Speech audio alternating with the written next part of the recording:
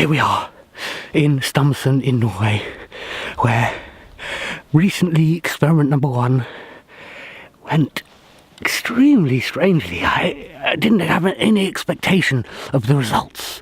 Experiment number 2 is what we're going to do today, and I have no idea what's going to happen. So, the seed has been prepared inside the particle accelerator, and, well, it is plasma ready. So let's see what happens.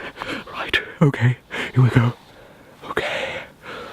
Cross your fingers. Cross them twice.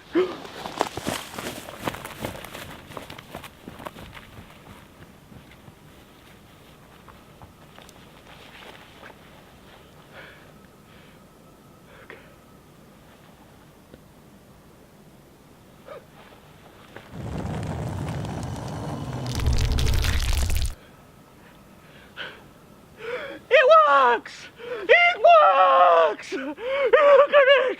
It's a tree! And it worked! My experiments worked! The first time it's ever worked! There it is! Oh God!